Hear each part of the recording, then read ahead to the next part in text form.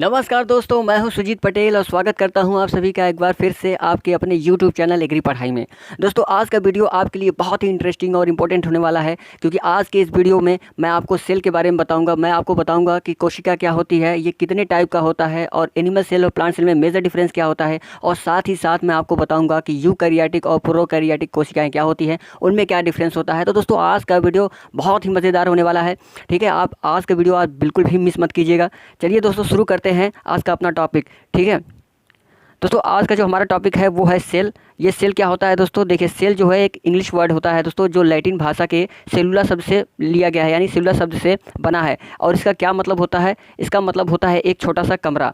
इसे एक छोटा सा कमरा क्यों कहते हैं दोस्तों? मैं आपको एक बात बता दूं कि जिस तरह से हम ज़िंदगी या जीवन को जीने के लिए एक हमारे घर में छोटे छोटे कमरे होते हैं दोस्तों, और उन कमरे में हमारे जीवन यापन के लिए जो ज़रूरी चीज़ें होती हैं वो रखी हुई होती हैं। ठीक उसी प्रकार से कोशिका को भी चलाने के लिए उनके अंदर जो सामग्री इंपॉर्टेंट होती है, ठीक है, वो उसमें मौजूद होती है, और इसीलिए उसको हम क्या कहते हैं, उसको एक छोटा सा कमरा कहते हैं। ठीक है, अब चलिए दोस्तों, मैं आपको एक डायग्राम के ज़रिए दिखा देता हूँ कि सेल, एनिमल सेल और प्लांट सेल में क्या डिफरेंस होता है। ये देखिए दोस्तों, ये क्या है? ये प्लांट सेल है। ठीक है, यानी कि पादप कोशिका, जो पौधों में कोशिका पाई जाती है, ये वो कोशिका है। ठीक है, और इन कोशिकाओं के अंदर ये जो अंदर दिख रहा है दोस्तों, ये देखिए, पहले एक वाल से घिरा हुआ है। ठीक है, ये जो वाल से घिरा हुआ है, इसको हम क्या कहते हैं? इसको हम कहते हैं सेल वाल। ठीक है, कोशिका भित्ति। ठीक है, और ये बना किससे बना होता है दोस्तों? ये सेलुलोज से बना होता है। ये बहुत ही लचीला और फ्लेक्सिबल होता है, और इसके अंदर जो कोशिका को चलाने के लिए जो ज़रूरी चीज़ें, जो ज़रूरी पदार्थ होती है दोस्तों, जैसे कि माइटोकॉन्ड्रिया, एंडोप्लाज्मिक रेटिकुलम और वैक्यूल्स, ठीक है, और क्रोमोसोम, ये सारी चीज़ें जो है, ये न्यूक्लियस जो है, ये सारी चीज़ें इसमें क्या होती है दोस्तों? पाई जाती हैं। एक प्रकार से देखिए तो ये एक प्रकार से क्या होता है, एक कमरे की तरह बिहेव करता है। ठीक है दोस्तों, इसलिए हम इसे क्या कहते हैं? इसे कमरे के जैसी संरचना कहते हैं। अब देखिए दोस्तों, क्या डिफरेंस होता है एनिमल सेल और प्लांट सेल में। ये एनिमल सेल है, इसमें आप देख रहे हैं जो ये प्लांट सेल में जो एक भित्ति पाई गई है बाहर, ये सेलुलोज की जो बनी होती है, जो बहुत फ्लेक्सिबल होता है, ये एनिमल सेल में नहीं पाई गई है। ठीक है, इसमें क्या होता है, एक बस पतली मेम्ब्रेन होती है, एक हल्की पतली मेम्ब्रेन होती है, यानी कि पतली झिल्ली होती है, जिसको हम सेल मेम्ब्रेन कहते हैं, वो पाई जाती है। हालांकि इस सेल के अंदर जो होता है, चीज़ें लगभग सभी समान होती हैं। ठीक है, और बाकी जो बस डिफरेंस किसका होता है? डिफरेंस होता है वाल का। ये मेजर डिफरेंस होता है दोस्तों। जब भी आपसे पूछा जाए कि एनिमल सेल और प्लांट सेल में मेजर डिफरेंस क्या होता है, तो आप सीधा बताइए कि जो सेल वाल होता है प्लांट सेल में पाया जाता है, और एनिमल सेल में सेल वाल नहीं पाया जाता है। ठीक है दोस्तों, तो आई होप आप समझ गए होंगे कि एनिमल सेल और प्लांट सेल में क्या डिफरेंस होता है। तो चलिए दोस्तों, अब थोड़ी थ्योरेटिकल बातें कर लेते हैं सेल के बारे में। ठीक है, सेल की खोज किसने की थी? कोशिका की खोज की थी किसने की थी दोस्तों? 1665 में रॉबर्ट हुक ने किया था। ठीक है, और इन्होंने किसे किया था दोस्तों? इन्होंने क्या किया था? जो रॉबर्ट हुक थे, वो बोतल की एक पतली कार्क थी दोस्तों, उस पर इन्होंने प्रयोग एक्सपेरिमेंट किया था, और वहाँ पे उन्होंने क्या किया था? कोशिका की खोज की थी। मैं आपको एक ट्रिक बता दूं दोस्तों, जिसके ज़रिए आप इसको आसानी से याद रख सकते हैं। ठीक है, जैसे देखिए दोस्तों, रॉबर्ट हुक क्या है? रॉबर्ट हुक के जो नाम है, आप देखिए, रॉबर्ट हुक का जो नाम है वो लास्ट में क्या है? वो लास्ट में है सी। ठीक है, या आप के है। ठीक है, तो इससे आप जो है क्या कर सकते हैं? इससे आप वो जज कर सकते हैं कि सी से क्या होता है? सेल होता है, और रॉबर्ट हुक के नाम के लास्ट में जो होता है वो भी सी होता है। ठीक है, सी होता है। तो इससे आप पता कर सकते हैं कि जो रॉबर्ट हुक हैं, उन्होंने ही कोशिका की खोज की थी। इसे आप गेस कर सकते हैं दोस्तों। ठीक है, आसानी से समझ सकते हैं।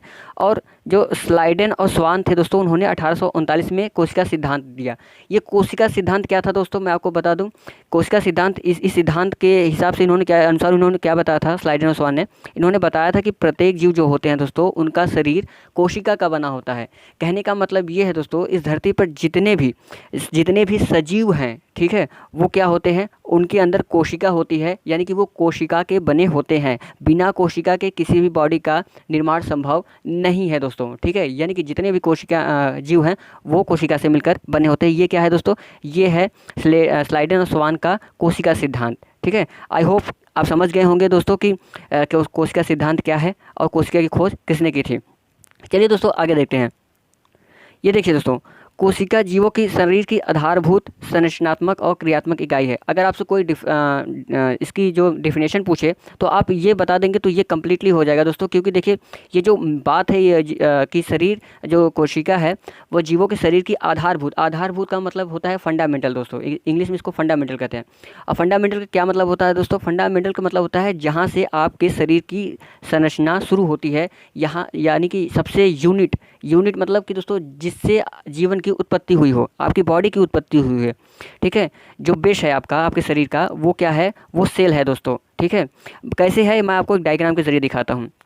ये देखिए दोस्तों, ये सेल है, ठीक है। सेल जब कई सारे सेल यानी ढेर सारी कोशिकाएं मिलती हैं तो वो टिश्यू कहलाती है, यानी कि टिश्यू का निर्माण करती हैं। और जब ढेर सारे टिश्यू मिलते हैं, ठीक है, तो वो आर्गन यानी कि अंगों का निर्माण करती हैं। और जब कई अंग मिलते हैं दोस्तों तो वो सिस्टम यानी पूरी बॉडी का निर्माण करती हैं। तो ये अगर आप इसको देखें तो दोस्तों शुरुआत कहाँ से हुई है? सेल से हुई है, कोशिका के। इसलिए हम इसको क्या कहते हैं? इसलिए हम इसको कहते हैं कि ये आधारभूत यानी कि फंडामेंटल यूनिट है, ठीक है। और इसको एक और चीज़ कहते हैं दोस्तों, इसको कहते हैं कि ये संरचनात्मक क्या है? इकाई है, ठीक है। संरचनात्मक क्यों कहते हैं? ये देखिए, क्योंकि ये हमारी बॉडी की, ठीक है, सेल मिलकर टिश्यू मिलकर के आर्गन और आर्गन मिलकर के सिस्टम का निर्माण करते हैं। यानी हमारे पूरे बॉडी को बनाता कौन है? एक संरचना कौन देता है? एक स्ट्रक्चर कौन देता है? वो कौन दे? इस सेल देता है दोस्तों। इसलिए हम इसको क्या कहते हैं कि ये स्ट्रक्चरल क्या होता है? यूनिट होता है, संरचनात्मक इकाई होती है। और इसको एक नाम और देते हैं, कहते हैं कि ये क्रियात्मक इकाई है, फंक्शनल इसको इंग्लिश में कहते हैं दोस्तों। फंक्शनल का क्या मतलब होता है? कार्य होता है दोस्तों।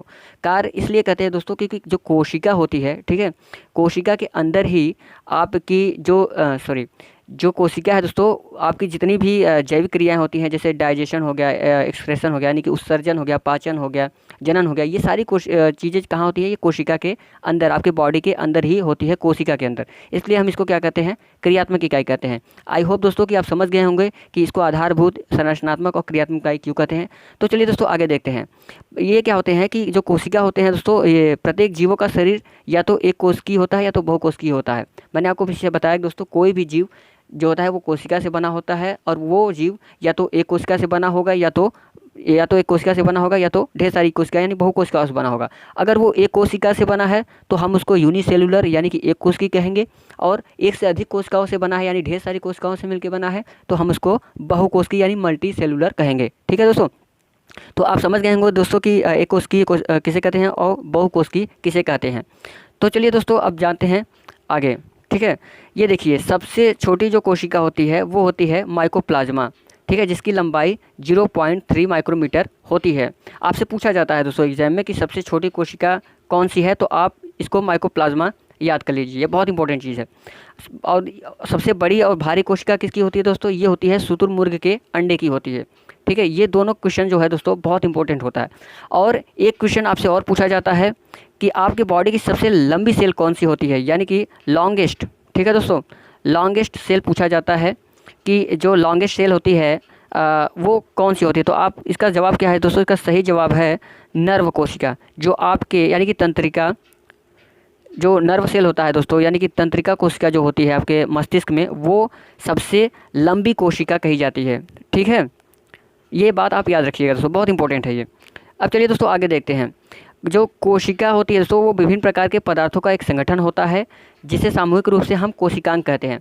मैंने आपको बताया दोस्तों, अभी डायग्राम में दिखाया कि जो विभिन्न प्रकार जो कोशिका थी उसके अंदर ढेर सारी क्या थे? अंग थे, ठीक है। जिसको हम, वो अंग कौन कौन से थे दोस्तों?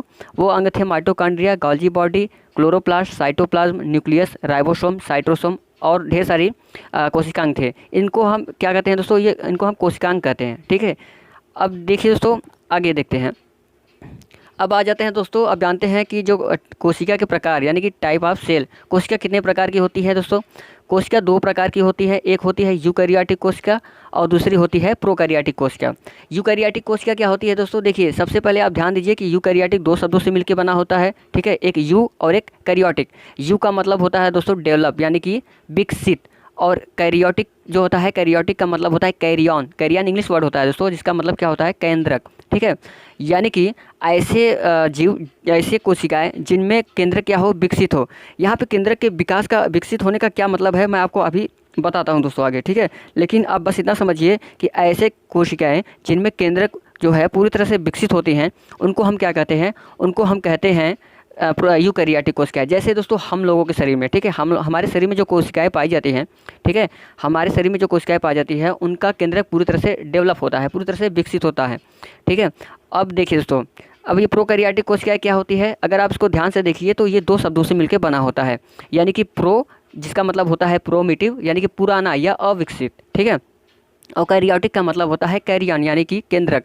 तो दोस्तों यानी कि इससे क्या मतलब निकलता है कि पुराना केंद्रक। पुराना केंद्रक का क्या मतलब है, यहाँ पे पुराने केंद्रक का मतलब है कि जो केंद्रक पूरी तरह से विकसित ना हुआ हो, ठीक है। अब विकसित का मतलब क्या होता है दोस्तों, अभी मैं आपको बताऊंगा, लेकिन यहाँ पे आप जानिए कि प्रोकैरियोटिक कोशिकाओं के उदाहरण क्या होते हैं, यानी कि कौन ऐसे जीव होते हैं जिनमें इस प्रकार की कोशिकाएँ पाई जाती हैं, या ठीक है। अब देखिए ये जो बैक्टीरिया होते हैं दोस्तों, ठीक है, ये जो बैक्टीरिया हैं और ब्लू ग्रीन एल्गी इसके उदाहरण हैं, ये प्रोकैरियोटिक के उदाहरण हैं। ये बहुत ज़्यादा पूछा